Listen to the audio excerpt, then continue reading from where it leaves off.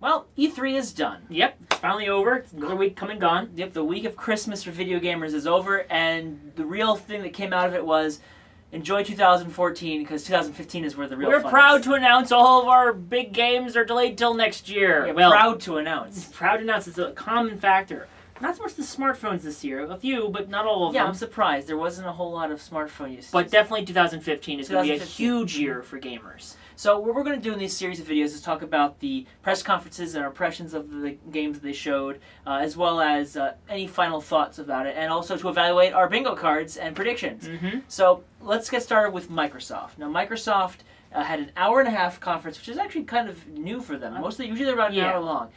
And they were true to their word. They were talking about games. They talked about games. I was worried that when they did the hour-and-a-half length, they were going to end up like where Sony is, where they talk a lot about running numbers. But when I saw it was just constant barrage of games, and there was no stopping. And I think that could be work against them too, because then you forget what was announced. Yeah. But good thing that you can watch them again and again, Exactly. as many times as you want. Yeah. So this is actually the first time that Phil Spencer was the head of Xbox, and he came out definitely a different tone. It was a much better tone. I feel it felt a lot more relaxed and a lot more directed towards the fans. He even acknowledged Sony and Nintendo as competitors. Yes, that that were was all about the right. games. So he's trying to pull back and get and as we predicted, try and get some faithful back on their side. Yeah, one thing that was happening last year that was really bad was they went in there and they had a lot of bad PR, a lot of bad things about the Xbox One. They stepped back a lot to get where they are now, and now that they're here, tying up the same price as Sony,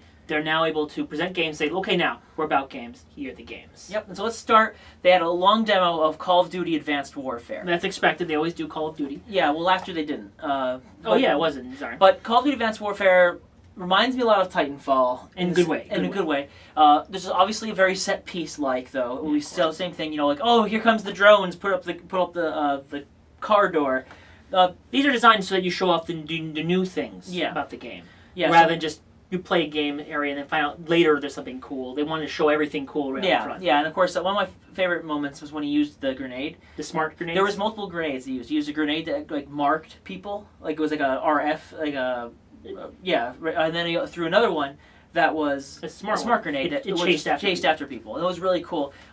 Though, obviously, that had that ending sentimental part where it's like, oh, something bad's going to happen, and that's exactly what happened. But and I thought it looked really nice. It looked nice, yes. And I felt that as a Call of Duty game, it did a nice job not feeling too much like a Call of Duty experience, where it's always like a gray, monotone war front. This one looked like it was colorful, it was futuristic. I wouldn't say fully colorful, but yeah, they had a lot more color in some of the style. I think is taking a nice step in a good direction. It's a very unique twist, and I look forward to seeing more about it.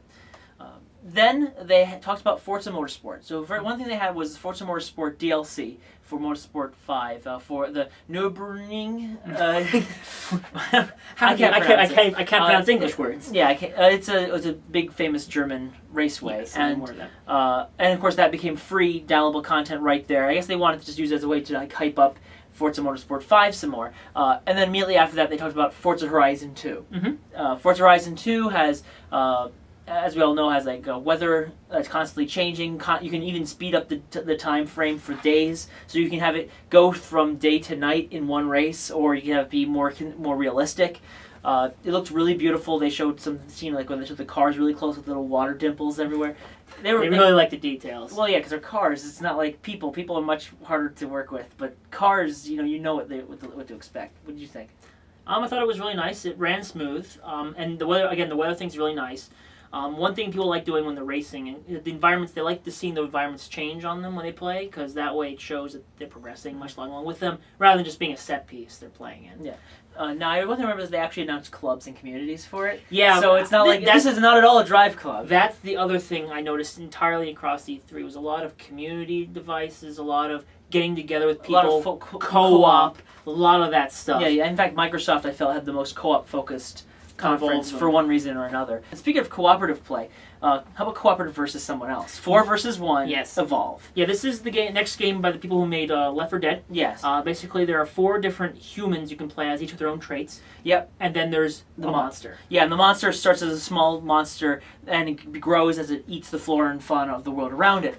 They think they announced Cthulhu.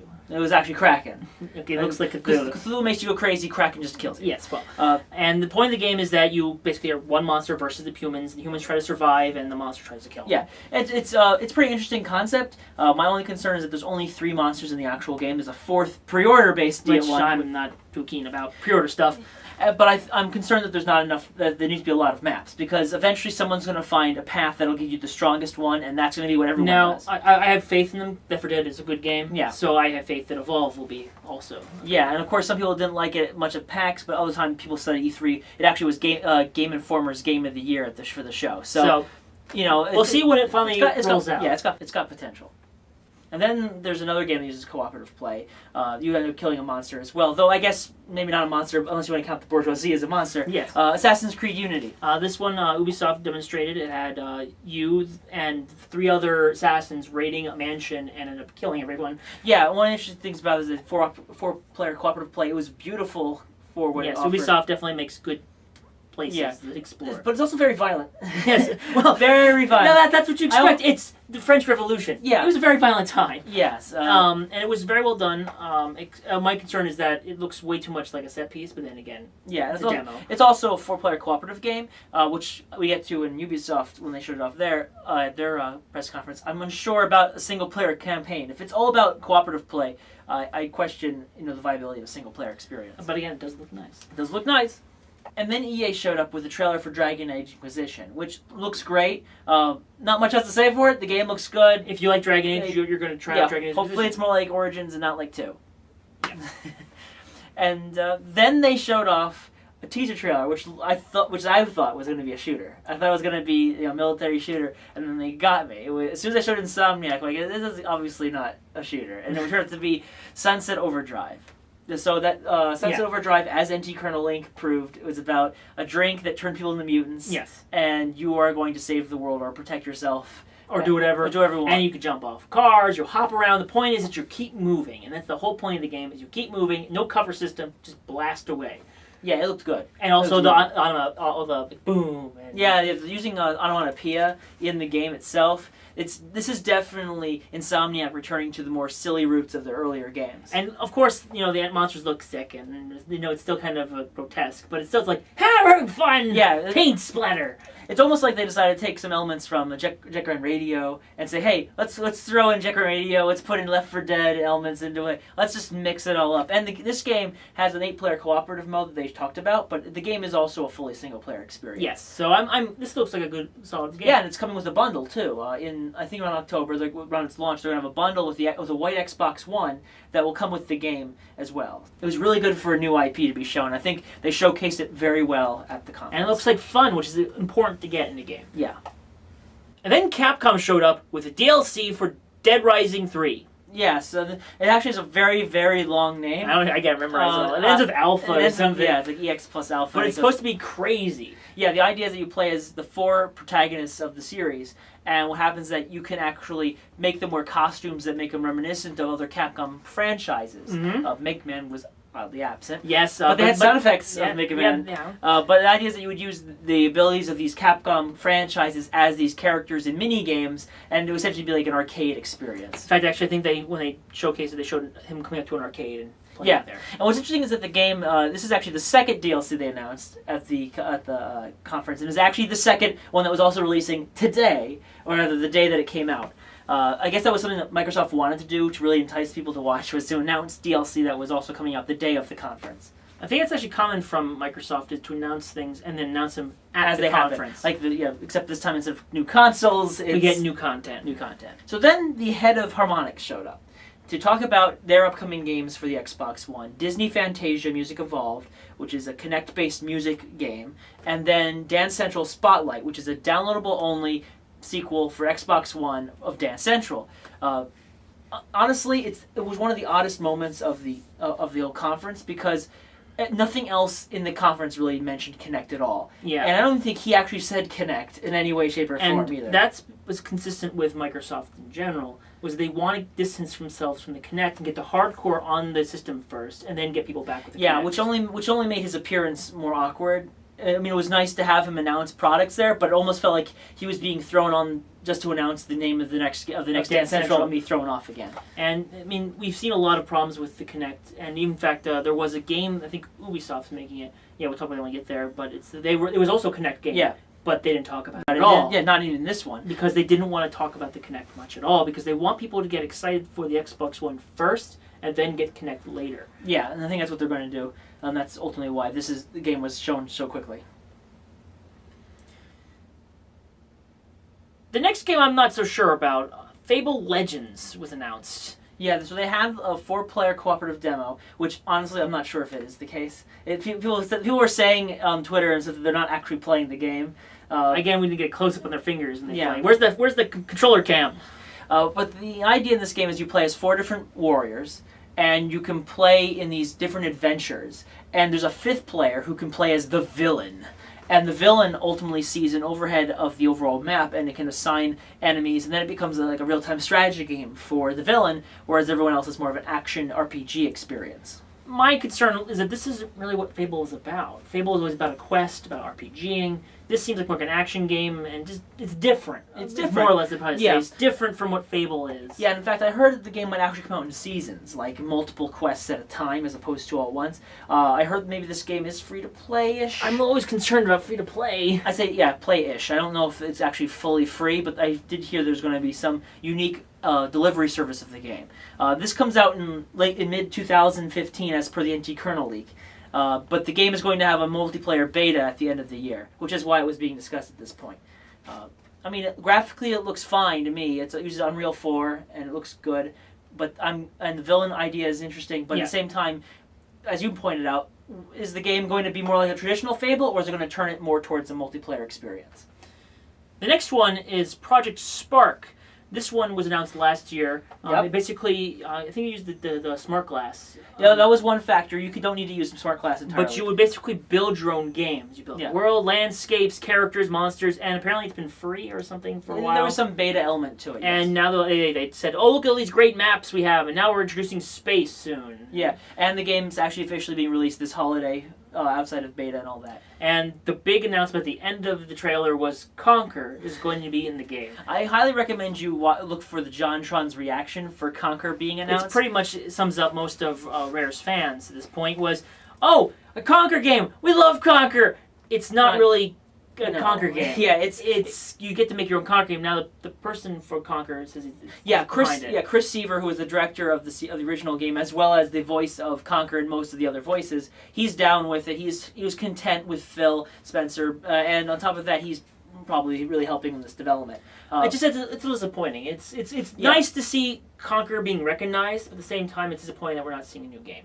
But I have to note, this is actually because of feedback from one of the gamers who had actually contacted Phil and said, hey, have you ever thought about bringing older franchises or other IPs into your newer games? And this was one of their ideas. And hopefully we'll see it progress further down the road. Yeah, and of course, we obviously are only commenting on just seeing Conker, so we have no idea whether or not they're actually going to do a lot of unique dialogue or characters. Are we going to see some of the assets from Conker in this game? You can build your own way. Who knows? But we got to see more of it before we can truly judge it. I mean, it does seem like a bit of a slap in the face for some fans, but at the same time, there is a chance that it could actually be turning out pretty interesting.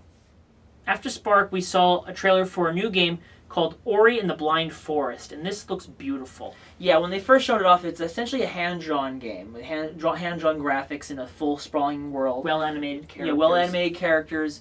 Very peaceful with mysterious creatures. And you play as a mysterious creature yourself. And one of the things they showed was at the very end, there's all these glowing lights appear, and then everyone's wristbands started glowing too. Now, that's one thing we didn't cover. One thing that when you entered the conference, you had to wear these special wristbands. Yeah. And Microsoft did a great job where their trailers would actually outreach into the people's collars. So, say if you're looking at the stars, your band would turn to a star. If it's fire, it turned to red. Yeah, it was cool. It interacted with the audience a bit more. Yeah, it's a beautiful game, and apparently it plays pretty well too.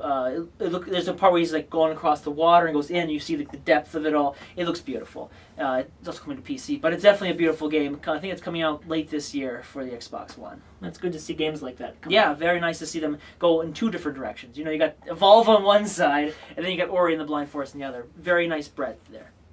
But I think the game that everybody wants to hear about was the gun they announced last year. Yeah. Halo. Halo 5. Halo 5 Guardians was there in terms of a teaser trailer and didn't even show the logo. It just showed like this text over the visor of Master Chief saying, his new chapter begins or something like that. And it has this new character being told a mission to go after Master Chief because he's done something terrible. Yeah, and essentially they show a video of him blowing up a ship, and you see this other guy staring up, being like, "Oh man, this is intense." And so the premise, of course, is that either you're playing as Master Chief being hunted, or you're hunting Master Chief.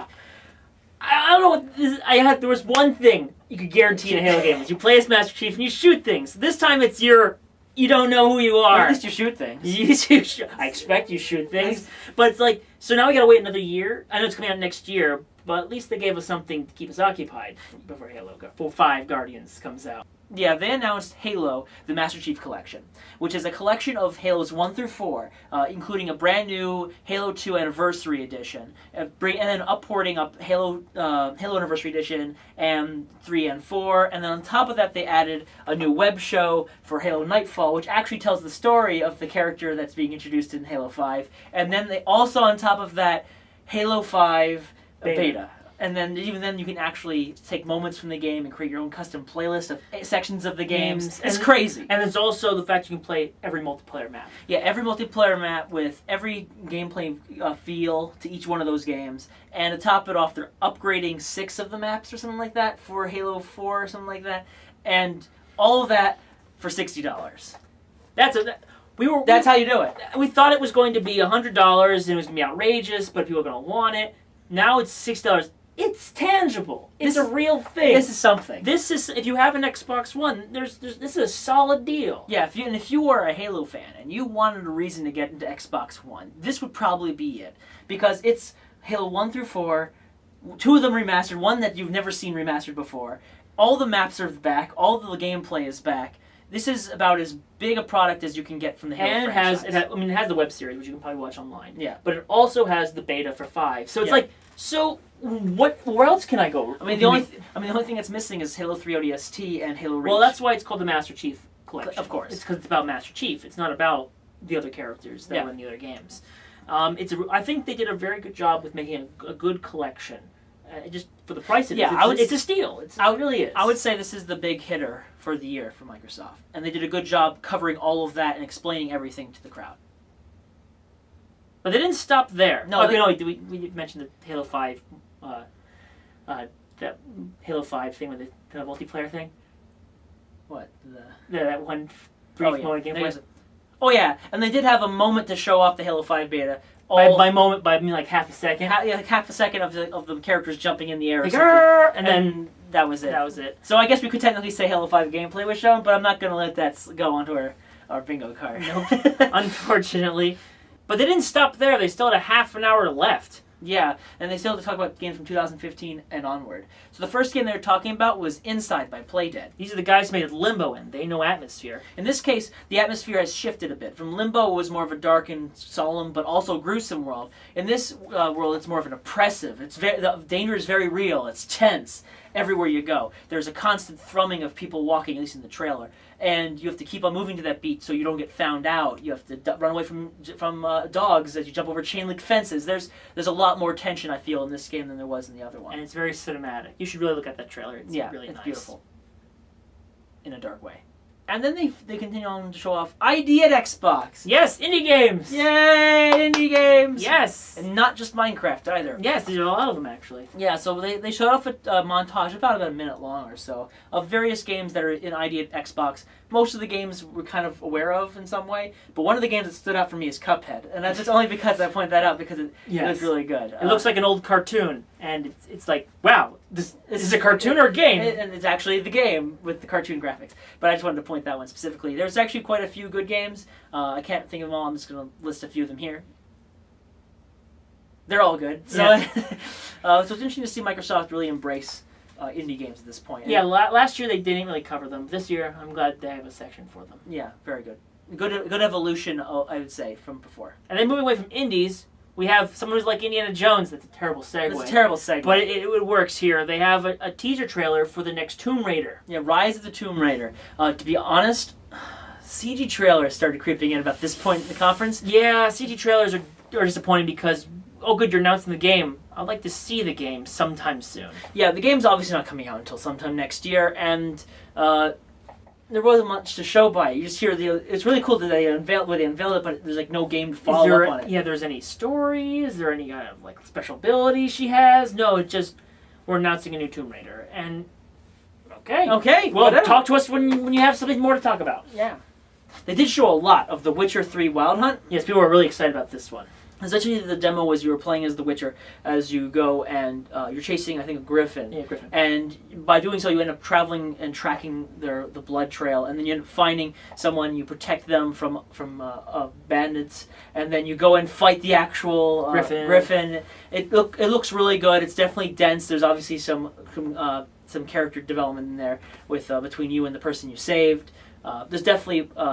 The Witcher looks beautiful. That's the best way to put it. Witcher is a good series, so I think this is the last one of the series. Is this a trilogy? I don't know. I don't know. I can't remember now off the top of my head, but it looks good.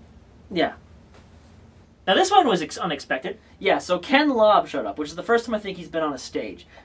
Ken Lobb had been working with Nintendo, with Rare before he moved to Microsoft, and subsequently Rare followed. And one thing he was doing was showing off that there's Killer Instinct. He was talking about how Killer Instinct is being made into a second season, so that's all well and good.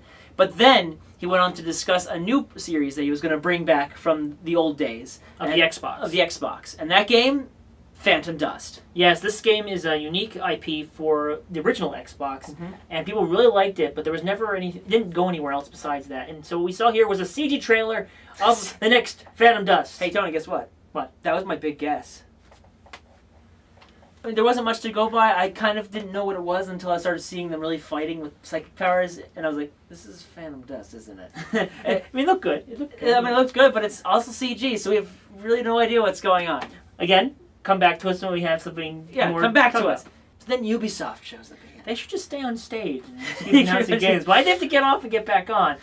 Because it's coming out in 2015. Tom Clancy's The Division. Yeah, they showed off this last year at Ubisoft's conference, and here it is at Microsoft's conference. Yes, and it was a kind of a gameplay demo with a lot of really bad banter. Ubisoft cannot do banter to save themselves. They shouldn't do banter. They should just show their games. I kind of question them sometimes. Like, were you hearing the actual people in the game talking like this, or this is people over like mics talking? And then it's like, don't script the dialogue, guys. Just play it. Go with it.